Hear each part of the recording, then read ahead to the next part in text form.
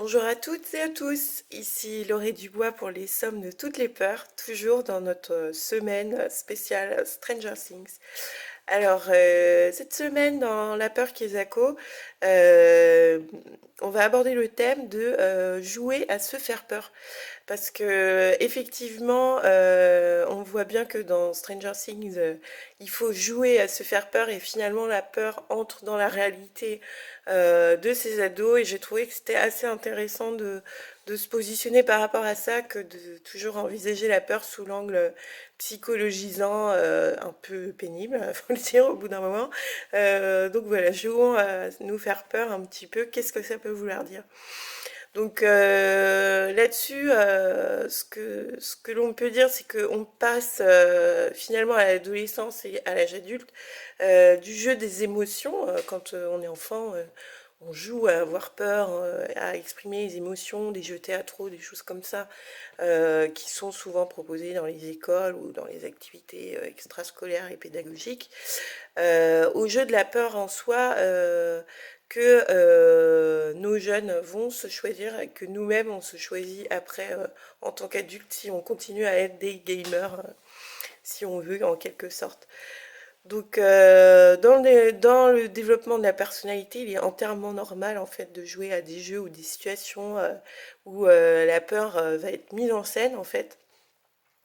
Là où ça devient inquiétant, c'est quand c'est le seul jeu qui est proposé par un enfant, un ado ou même un adulte.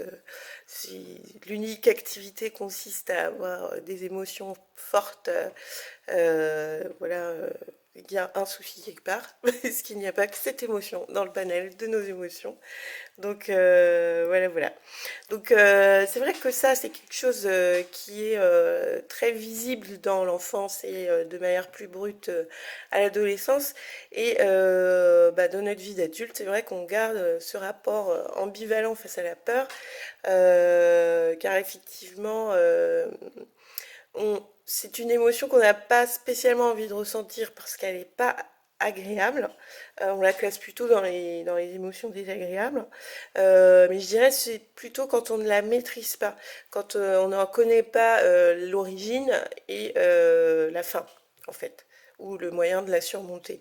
Donc, mais on est quand même nombreux à apprécier les films d'épouvante, les sports extrêmes, les manèges à sensations, etc.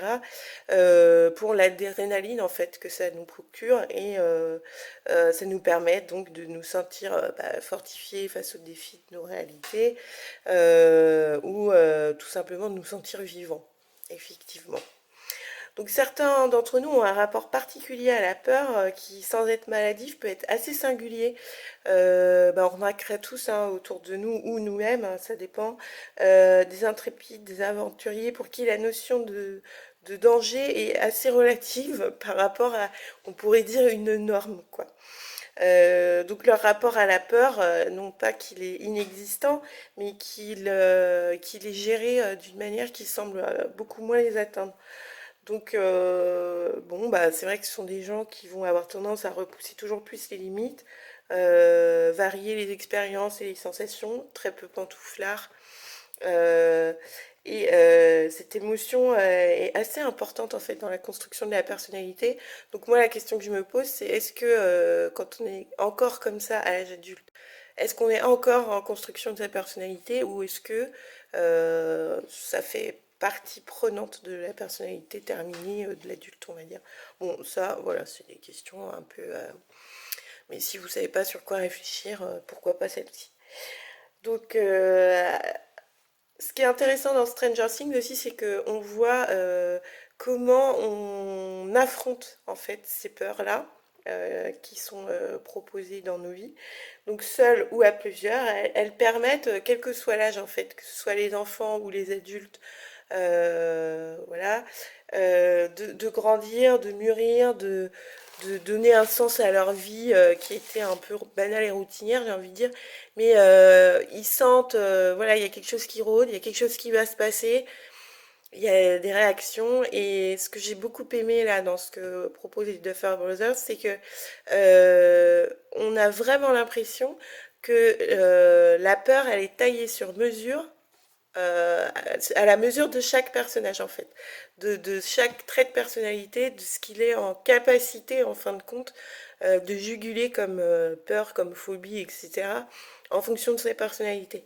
Et si sa personnalité elle n'est pas suffisamment efficiente pour triompher du méchant, hein, parce que c'est quand même un peu ça qui est mis en exergue, quoi.